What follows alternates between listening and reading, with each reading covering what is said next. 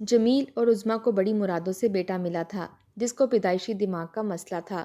جمیل اسے اسپتال لے کر گیا تو ڈاکٹروں نے علاج کے بہانے اس کا گردہ نکال لیا، اور اس بات کا جب جمیل کو علم ہوا تو ڈاکٹروں نے مل کر نرس کے ساتھ زبردستی کرنے کا کیس ڈال کر اسے گرفتار کروا دیا۔ عظمیٰ اپنے بیمار بچے کو لے کر در در کی ٹھوکریں کھانے لگی، اور بیٹا رو رو کر باپ کو یاد کرتا تو پولیس والوں نے بیٹے کو باپ سے ملوانے کے لیے عظمیٰ کی عزت مانگ لی، اور جب پھر بھی بیٹے کی ملاقات نہ ہوئی تو وہ اسے گھر لے کر چلی گئی۔ اور تھوڑی دیر بعد ٹی وی پر ایسی خبر چلی کہ تھانے میں کہرام مچ گیا، کیونکہ 7 سال سے جمیل اور عظمیٰ کی ہاں اولاد نہ ہوئی تھی۔ دونوں نے لوگوں کے بتائے ہوئے ہر ڈاکٹر سے علاج کروایا تھا۔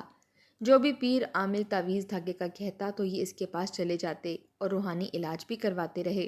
کوئی کہتا کہ آپ پر کالا جادو ہوا ہے، تو کسی کا کہنا تھا کہ کوئی آپ کے خلاف سخت عمل کر رہا ہے تاکہ آپ کے ہاں اولاد نہ ہو سکے۔ دونوں میاں بیوی بڑے ہی پریشان تھے کہ آخر اس مسئلے کا کیا حل نکالا جائے۔ شادی کے پہلے 5 سال تک تو وہ بہت سے ڈاکٹروں سے اپنا علاج کرواتے رہے اور کئی تعویذ ڈنگے لیے، مگر جب کچھ بھی حاصل نہ ہوا تو سب کچھ چھوڑ چھاڑ کر بیٹھ گئے۔ دونوں تھک چکے تھے، کبھی لوگوں کی باتیں تو کبھی ڈاکٹروں اور عاملوں کی باتیں۔ کئی وسوسے ان کے دماغ میں پلنے لگے تھے۔ آخر کو تھک ہار کر دونوں ایک رات بیٹھے اور کہنے لگے کہ اگر ہمارے نصیب میں اولاد ہوئی تو اللہ تعالیٰ ہمیں ایسے ہی دے دے گا۔ ہم بلا وجہ اپنی زندگی کے 5 سال اب ضائع کر چکے ہیں، حالانکہ یہ بھی جانتے ہیں کہ اگر اللہ تعالیٰ کی مرضی ہوئی تو اس کی عطا میں دیر نہیں لگنی۔ اس سوچ کے تحت دونوں میاں بیوی نے جیسے تیسے کر کے اولاد کی سوچ کو ذہن سے جھٹکا اور زندگی میں آگے بڑھنے لگے۔ دونوں ایک پرائیویٹ اسکول میں ٹیچنگ کیا کرتے تھے اور شام کو ٹیوشن کے بچے گھر پر آیا کرتے تھے۔ ان کا گزارا اچھے سے ہو پا رہا تھا۔ وہ بچوں سے بے حد محبت کرتے۔ یوں ہی وقت گزرتا گیا اور ایک روز عظمیٰ کی طبیعت خراب ہو گئی۔ اس کی طبیعت اسکول میں ہی خراب ہوئی تھی جب ایک بچہ دوڑا دوڑا سر جمیل کے پاس گیا اور اسے بتانے لگا کہ مس عظمیٰ کی طبیعت خراب ہو چکی ہے۔ وہ فکر مند ہوا کہ اچانک اسے کیا ہو گیا۔ صبح تک تو ٹھیک تھی، دونوں میں بڑا ہی پیار تھا۔ آخر جمیل عظمیٰ کو ہسپتال لے گیا۔ ڈاکٹر نے چیک اپ کیا اور کچھ ٹیسٹ کروائے۔ جب رپورٹس آئیں تو ڈاکٹر نے جمیل کو بتایا کہ وہ باپ بننے والا ہے۔ جمیل نے جب یہ خبر سنی تو اسے دھچکا سا لگا۔ پہلے تو اس کے لیے یقین کرنا ہی مشکل ہو گیا۔ کہنے لگا کہ ڈاکٹر صاحب ٹھیک سے دیکھیے، یہ رپورٹس میری بیوی کی ہی ہیں نا؟ تو ڈاکٹر کہنے لگا کہ جی جی آپ کی بیوی کی ہی ہے اور وہ حاملہ ہے۔ یہ سن کر تو جمیل کی خوشی کی کوئی انتہا نہ رہی، مارے خوشی کے اس کی آنکھوں سے آنسو نکل آئے تھے۔ آخر شادی کے 7 سال بعد ان کے ہاں اولاد ہونے والی تھی۔ عظمیٰ کا بلڈ پریشر لو تھا، اس وجہ سے وہ بے ہوش ہو چکی تھی۔ جب اسے ہوش آیا تو جمیل نے اسے یہ خوشخبری سنائی۔ اس کی خوشی کی کوئی انتہا نہ رہی تھی۔ دونوں ہی اپنے آنے والی اولاد کے لیے کئی خواب بننے لگے۔ عظمیٰ اب گھر ہی رہنے لگی تھی جبکہ جمیل اب اکیلے اسکول جایا کرتا تھا۔ ایک روز عظمیٰ کچن میں اپنے لیے چائے بنانے کے لیے آئی تو اسے چکر سا آ گیا۔ وہ کرسی تھام کر بیٹھنا چاہتی تھی مگر تبھی دو منظر نظر آنے لگے۔ اس کا ہاتھ کرسی سے پھسلا اور وہ منہ کے بل فرش پر گر گئی۔ اسے زیادہ چوٹ نہیں آئی تھی، ہاں البتہ درد کی ٹیسیں اس کے وجود میں اٹھی تھیں۔ وہ خود کو سنبھالتے ہوئے اٹھ بیٹھی، فوراً جمیل کو بلایا اور ڈاکٹر کے پاس گئی، مگر سد شکر کہ اس کا ہونے والا بچہ بالکل ٹھیک تھا۔ انہوں نے سکون کا سانس لیا، مگر اسے کہاں خبر تھی کہ اس کی یہ چھوٹی سی غلطی آگے جا کر اس کی اولاد کے لیے کتنی بڑی پریشانی کا سبب ہو سکتی ہے۔ کچھ ماہ بعد عظمیٰ نے ایک بیٹے کو جنم دیا۔ اتنے سالوں بعد اولاد کا آنا دونوں کے لیے ہی خوشی کا باعث تھا۔ خوشی سے انہوں نے پورے محلے میں مٹھائی بانٹی اور دھوم دھام سے بیٹے کا عقیقہ کیا۔ دونوں کو ہی اپنی اولاد بڑی پیاری تھی۔ جیسے جیسے نعمان بڑا ہوا تو بڑی عجیب و غریب حرکتیں کیا کرتا، کبھی ہنسنے لگتا تو کبھی بے تحاشا روتا رہتا۔ چلنے پھرنے کی عمر کو پہنچا تو عظمیٰ اسے جو بھی بات کہتی وہ اس کا الٹ ہی کیا کرتا۔ جمیل اور عظمیٰ اپنے بچے کی اس حالت سے بڑے ہی پریشان تھے۔ جب اسے ڈاکٹر کے پاس لے کر گئے تو ڈاکٹر کہنے لگا کہ آپ کے بچے کو کوئی دماغی مسئلہ ہے، اس کا ذہن کمزور ہے، اس لیے یہ ہنسنے والی باتوں پر روتا ہے اور رونے والی باتوں پر ہنسنے لگتا ہے۔ بعض دفعہ اسے کچھ یاد بھی نہیں رہتا۔ ابھی یہ بچہ ہے، اگر ہم اس کا علاج ابھی سے شروع کر دیں تو امید ہے کہ اس میں کچھ تبدیلیاں آ سکتی ہیں، لیکن اگر ہم نے زیادہ انتظار کیا تو اس بچے کی حالت ساری زندگی کے لیے ایسی ہی رہ جائے گی۔ عظمیٰ اور جمیل کو جب اپنے بچے کی اس حالت کے بارے میں خبر ملی تو دونوں بے تحاشا روئے تھے۔ وہ ساری رات دونوں کی بے چینی سے گزری تھی۔ ان کا بیٹا نعمان سکون کی نیند بستر پر سو رہا تھا جبکہ یہ دونوں ایک دوسرے کا ہاتھ تھامے سسک سسک کر رو رہے تھے۔ اللہ پاک نے انہیں اتنے سالوں بعد اولاد دی، اور وہ بھی یوں جس کا ذہنی توازن خراب تھا۔ جمیل کہنے لگا کہ عظمیٰ تم فکر مت کرو، میں ہر حال میں بہت زیادہ پیسے کماؤں گا اور اپنے بچے کا اچھے سے اچھے ڈاکٹر سے علاج کرواؤں گا۔ یہ اللہ پاک کی طرف سے ہماری آزمائش ہے، ہمیں مایوس نہیں ہونا چاہیے۔ میں اپنے بچے کو عام لوگوں کی طرح کر کے ہی رہوں گا۔ وہیں عظمیٰ بھی پرعزم تھی، کہنے لگی کہ ہم مل کر پیسے کمائیں گے تاکہ اپنے بچے کا علاج کر سکیں۔ نعمان 4-5 سال کا ہو چکا تھا، مگر اس کے دماغ میں کوئی بات نہ بیٹھی تھی۔ وہ ابھی تک صرف ماما اور پاپا ہی کہہ سکتا تھا۔ اگر تھوڑی دیر کے لیے ماما اس کی نظروں سے اوجھل ہوتی تو رونے لگتا، جبکہ پاپا سے تو اس کی بڑی ہی محبت تھی۔ پاپا کو دیکھتا تو ہر وقت ان کے قریب رہتا، ان کے ساتھ کھیلتا رہتا۔ بعض دفعہ تو اسکول میں بھی وہ ان کے ساتھ ہی چلا جاتا تھا۔ جب وہ 5 سال کا ہوا تو ڈاکٹروں نے کہا کہ اب آگے اس کا علاج شروع کیا جا سکتا ہے۔ انہوں نے پہلے سیشن کے لیے 1.5 لاکھ روپے مانگے تھے۔ اتنے پیسے جمیل اور عظمیٰ نے جمع کر رکھے تھے۔ فوراً ڈاکٹر کی منہ مانگی رقم ان کے ہاتھ پر رکھ دی اور کہا کہ بس ہمارے بچے کا ذہنی توازن ٹھیک کر دیجیے، ہم اسے بہت بڑا آدمی بنتے دیکھنا چاہتے ہیں، ہمارا اس کے علاوہ اور کوئی نہیں۔ تو ڈاکٹر بھی انہیں تسلیاں دینے لگے۔ 1 ہفتے تک لگاتار وہ نعمان کو ڈاکٹر کے پاس لاتے رہے، مگر ڈاکٹر آدھے گھنٹے کے لیے نعمان کو اندر لے جاتے اور جب واپس لاتے تو وہ بے ہوش ہوتا۔ ان کا کہنا تھا کہ ہم اس کا علاج کر رہے ہیں، وہ جلدی ٹھیک ہو جائے گا، مگر اس 1 ہفتے میں نعمان کی صحت میں کوئی فرق نہیں پڑا تھا۔ ہر روز ایک نئی امید کے ساتھ وہ اپنے بچے کو یہاں لے کر آتے، مگر ڈاکٹروں کی ڈیمانڈ بڑھتی ہی چلی جا رہی تھی۔ ہر 1 ہفتے کے وہ 1.5 لاکھ روپے مانگ رہے تھے۔ ایک ہی ماہ میں ان کی ساری جمع پونجی ختم ہو چکی تھی۔ اس بار ڈاکٹر کہنے لگا کہ آپ آخری 5 لاکھ روپے ہمارے پاس جمع کروائیں، ہم ایک ماہر امریکن ڈاکٹر سے نعمان کا چیک اپ کروائیں گے اور پھر اس کی سرجری کی جائے گی، جس سے آپ کا بیٹا بالکل تندرست ہو جائے گا۔ اتنا سننا تھا کہ جمیل اور عظمیٰ ایک بار پھر پرعزم ہوئے، مگر ان کے پاس پیسے نہ رہے تھے۔ آخر وہ 5 لاکھ روپے کہاں سے لاتے؟ عظمیٰ نے اپنا سارا زیور لا کر جمیل کے ہاتھوں پر رکھ دیا اور بولی کہ اسے بیچ کر ہم اپنے بچے کا علاج کرواتے ہیں۔ زیور کا کیا ہے؟ جب میرا بچہ ٹھیک ہو گیا تو ایسے کئی زیور میرے بچے پر قربان۔ جمیل بھی پرنم آنکھوں کے ساتھ بیوی کا زیور بیچ آیا اور کسی نہ کسی طرح 5 لاکھ روپے کی رقم پوری کر کے ڈاکٹر کے ہاتھ پر رکھ دی۔ نعمان اس دن بڑا ہی رو رہا تھا، کہنے لگا کہ مجھے ڈاکٹر کے پاس نہیں جانا، وہ گندے ہیں، مجھے مارتے ہیں۔ تو جمیل اور عظمیٰ اسے سمجھانے لگے۔ وہ جاتے ہوئے اپنے بابا کے گلے لگ کر بے تحاشا رو رہا تھا، مگر ڈاکٹر اسے زبردستی ماں باپ سے الگ کر کے اندر لے گئے تو 3 گھنٹے تک اسے باہر نہ لایا گیا۔ دونوں والدین پریشان ہونے لگے کہ آخر چیک اپ میں اتنی دیری کیوں لگ رہی ہے۔ 3 گھنٹوں کے بعد نعمان کو آپریشن تھیٹر سے نکالا گیا اور پھر 2 گھنٹے بعد اسے ہسپتال سے ڈسچارج کر دیا گیا۔ وہ ابھی تک بے ہوش تھا۔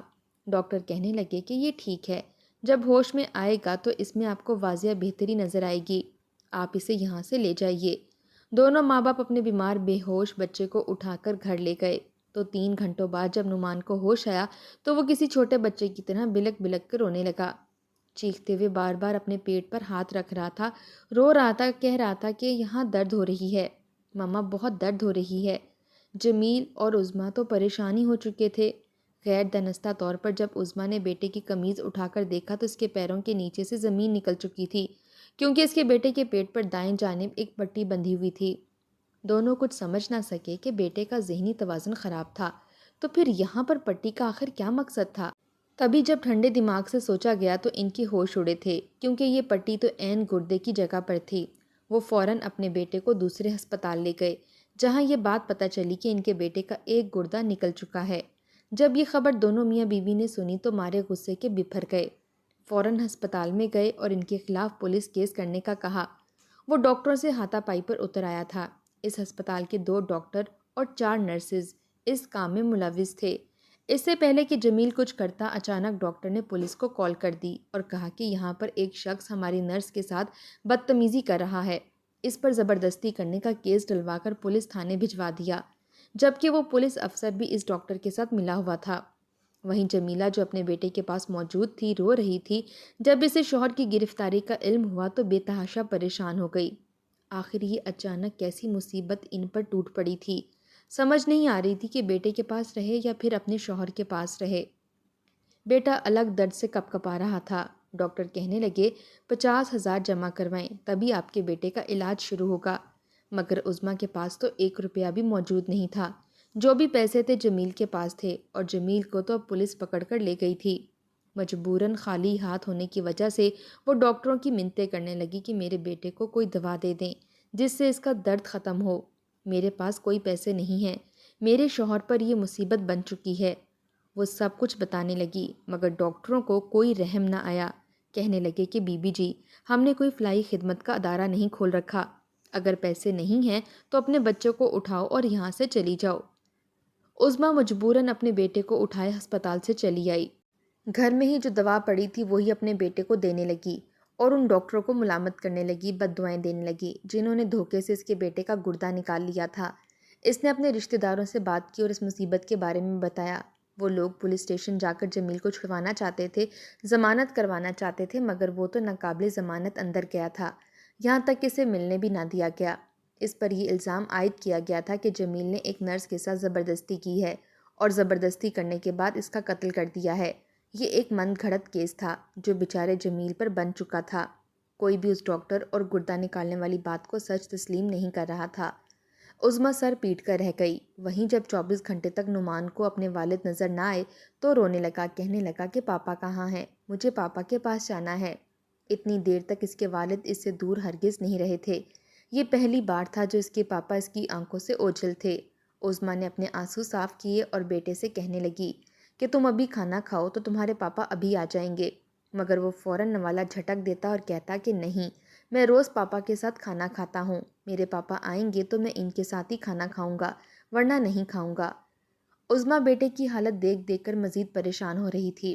کچھ سمجھ نہیں آ رہی تھی کہ وہ اکیلی جان کیا کرے۔ تبھی ایک رشتہ دار ان کے گھر آئے اور بیٹے کے سامنے بات کر دی کہ جمیل کو پولیس پکڑ کر لے گئی ہے اور نہ جانے اسے کب چھوڑے گی، ہمیں تو وہ ملنے بھی نہیں دے رہے۔